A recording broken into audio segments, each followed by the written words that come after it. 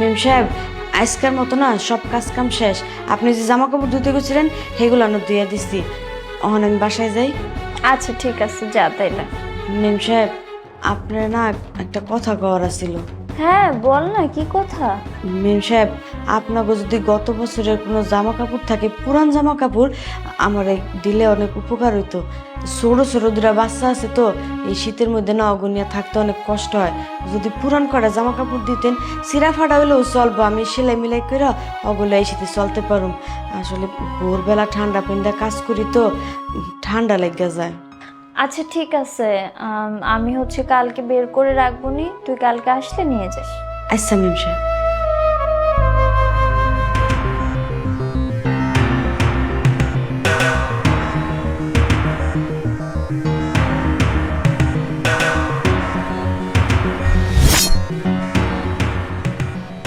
কি ব্যাপার, কি করছো তুমি এগুলা?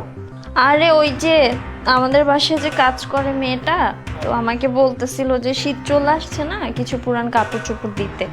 ওর বাচ্চা কাচ্চা আছে তো ঠান্ডা অনেক কষ্ট পায়, সকালবেলা আমাদের বাসায় আসে, রাতের বেলাও কাজ টাজ করে, তো নিজে মুখ ফুটে বলছে। আর এগুলো তো আমাদের গত বছরের, এবছর তো আর পরবো না, এই জন্য সব কিছু একটু গুছিয়ে রাখি, ওকে কালকে দিয়ে দিব না। এক কাজ করো, এই জামা কাপড় ওকে দিতে হবে না, জামা কাপড় গুছিয়ে রাখো, যাও।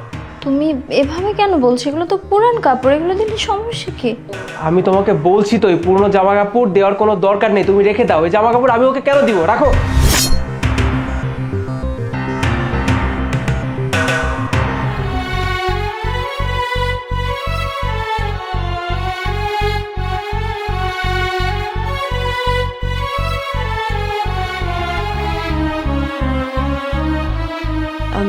মেম সাহেব, আপনার সাহেবের যে পছন্দের খাবারগুলা সব রান্না করছি, এখন কি আমি টেবিলে বাইরে দিব? আরে না না, তুমি চলে যাও। আর তাছাড়া তোমার স্যার তো শাওয়ারে আছে, ও বের হলে আমি খাবার বেড়ে দেবো। মেম সাহেব, আপনার যে আমি গতকাল যাওয়ার সময় একটা কথা বলছিলাম, আপনি কি ভুলে গেছেন? কথা? কি কথা বলো তো, আমি না ভুলে গেছি। মেম সাহেব, আপনার কইছিলাম আমার কয়েকটা শীতের কাপড় দিলে আমার উপকার হইতো। ও হ্যাঁ, মনে পড়ছে। ঠিক আছে, তুমি একটু দাঁড়াও, আমি নিয়ে আসতেছি।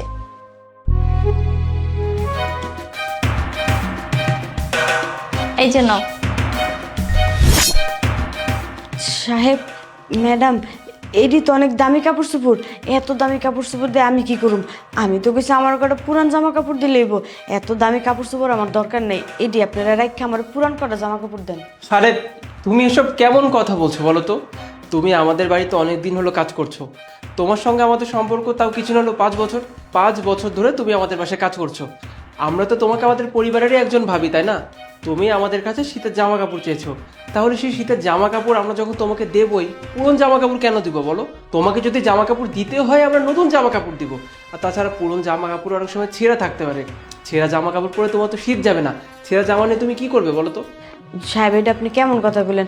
আমরা গরিব মানুষ, আমগো সিরা ফাটা পড়তে কোনো সমস্যা নেই। আমরা তো হাতে সেলাইয়া তারপরে পরি। ম্যাডাম, আপনি ডিরেক্ট আমার সিরা কাপড় চোপড় দেন, আমি ওই সেলাই করে পড়তে পারবো। একদম চুপ, কোনো কথা বলবা না। তোমার স্যার খুশি হয়ে দিছে, তুমি এটা রাখো। আর তাছাড়া তোমার বাসায় ছোট বাচ্চা কাচ্চা আছে, তাদেরকে এরকম পুরান কাপড় চোপড় পরালে ঠান্ডা কমবে না। আর এটা কয় টাকাই? আর তুমি টাকাটা দেখতেছো কেন? এটা একটা ভালোবাসা, আমরা তোমাকে খুশি হয়ে দিয়েছি, তুমি এটা রেখে দাও। এক্স্যাক্টলি। শোনো, শীতকালে আমাদের যাদের টাকা পয়সা আছে আমাদের কাছে তো খুব একটা বেশি সমস্যা মনে হয় না, আমরা তো গরম জামা কাপড় পরে শীতকালটা কাটিয়ে দিই। কিন্তু তোমাদের মতো মানুষ যারা কিনা ঠান্ডা পানিতে শীতকালে কাজ করো, এই যেমন দেখো না, ভোরবেলা প্রত্যেকদিন আমাদের বাসায় কাজে আসো, তখন কিন্তু পানি অনেক ঠান্ডা থাকে। সেই ঠান্ডা পানিতে তুমি কাজ করো, তোমার কিন্তু ঠান্ডা লাগতে পারে। তারপরও এই যে দেখো, এখনই তুমি দেখো যে পরিমাণ শীত পড়ছে বাইরে, তোমার শরীরে এখনো কোনো গরম জামা কাপড় নেই, তাহলে তোমার কি ঠান্ডা লেগে যাবে না? এই কারণেই তোমাদের সকলের কথা মাথায় রেখে তোমাদের জন্য নতুন জামা কাপড় কিনে আনলাম। এই জামা কাপড়গুলো পরবে। শোনো, যেটা আমি কিছুক্ষণ আগেই বললাম, তোমাকে আমরা আমাদের পরিবারের একজন মনে করি। যখন মুখ ফুটে একটা জামা কাপড় চেয়েছো, তখন সেটা পুরনো কেন দিব? এই জন্য নতুন জামা কাপড় দিলাম। এবার তো খুশি হচ্ছো নাকি? মেম সাহেব, সাহেব, আপনারা না আসলে অনেক বড় মনের মানুষ। আপনাকে মতো মানুষ এই যুগে আমি দেখি না। আমি তো আরো 2 বাসায় কাজ করি, হ্যাগোর লগে না কথাও কওয়া যায় না, আর আপনাদের লগে আমি আমার সুখ দুঃখ সব কিছু কইতে পারি। আসলে হয়েছে কি জানেন, গতকালকা আমার সাহেবে যে অফিসে চাকরি করতো, সেই অফিসের বসের কাছে কটা জামা কাপড় চাইছিল। সেই বস কি করছে জানেন, আমার জামাইরে যা নয় তাই অপমান করে অফিস থেকে বাইর করে দিছে। কইছে হ্যার আর কাম করান লাগবো না হ্যার অফিসে।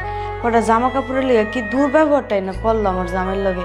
আমার জামাইয়ের তখন কোনো কাজ বাজও নাই, আমি একলাই যেই কাম করি সেই কাম করেই এই বাচ্চা কাচ্চা লইয়া সংসারটা চালাই। এখন তো শীতকাল, পোলাপান্ডির খুব কষ্ট হয়, হের লেগে আমি আপনার কাছে এই জামা কাপড় দিয়ে চাইছিলাম আর কি। আচ্ছা, এগুলো নিয়ে তুমি কোনো চিন্তা করো না। তোমার হাজবেন্ডকে বলো তোমার স্যারের সাথে দেখা করতে। তোমার স্যার ওর কোম্পানিতে কোনো একটা কাজের ব্যবস্থা ঠিক করে দিবে। তোমার যখন যা লাগবে তুমি আমাকে নির্ভয়ে বলবা। আমার যতটুকু সামর্থ্য আছে আমি তোমাকে দেওয়ার চেষ্টা করব। আর তাছাড়া তুমি তো আমার বোনের মতোই। আর শোনো, কিছু খাবার দাবার রাখা আছে টেবিলে, বাচ্চাদের জন্য তুলে রেখেছি, তুমি নিয়ে যেও যাওয়ার সময়। আপনারা না আসলে অনেক বড় মনের মানুষ। আল্লাহ জানে এইভাবেই আপনাকে সুখে শান্তিতে রাখে। আমি সবসময় আপনাদের লেগে দোয়া করি আপনারা এইভাবেই সুখে শান্তিতে থাকবেন। ঠিক আছে, আমাদের জন্য দোয়া করবে কেমন? ঠিক আছে, তুমি এখন যাও, কালকে সময় মতো চলে আসবে। আমি আসি তাইলে। কাপড়গুলো পেয়ে ও কত খুশি হয়েছে দেখেছো? হ্যাঁ, একদম ঠিক কথা বলেছো। ও যে হাসিটা দিচ্ছিল, এই হাসিটা লাখ টাকা কেন, কোটি টাকা দিয়েও কেনা যাবে না। এক্স্যাক্টলি।